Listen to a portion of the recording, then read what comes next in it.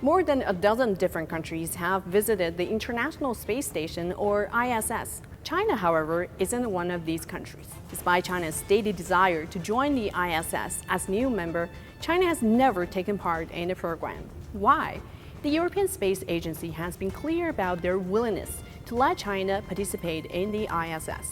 Problem is, the US said no. In 2011, US passed a law effectively eliminating the possibility of China joining the ISS. A legislation called Wolf Amendment forbids NASA and the US companies from sharing technological advancements with China or Chinese-owned companies unless a law specifically authorizes it. One issue with this: back then, China's space technology was still in its infancy, and the country was seen as being unable to make meaningful contributions to the project. The other issue was national security.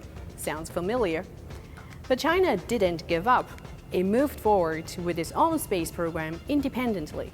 And now, with 100% homegrown technology, it has its own space station and perhaps the only space station after the ISS retires in a few years. You know, if the U.S. hadn't banned China from the ISS, maybe China wouldn't be trying to make its own competing space station. Yang Hong, chief designer of China's space station, says in an interview that the long-term foreign blockade has forced our independent innovation.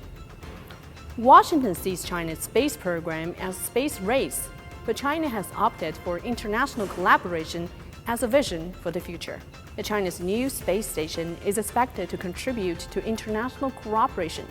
In 2019, the UN confirmed that 6 experiments were going to be conducted on a Chinese space station involving institutions from Germany, Switzerland, India, Russia, and others. The South China Morning Post says in an editorial that Beijing's gracious offer of international cooperation in place of contest and competition should be taken seriously, unquote.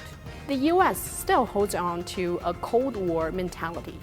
Former Vice President Mike Pence said in 2019, and I quote, "Make no mistake about it, we are in a space race today just as we were in the 1960s. And the stakes are even higher," unquote. The US should stop viewing China as an imaginary enemy.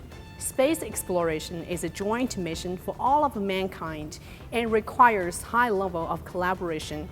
Blocking China is very short-sighted.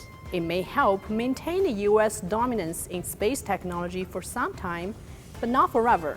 And it will ultimately slow the global progress in space development, which could be the key to the survival of all human races someday in the future.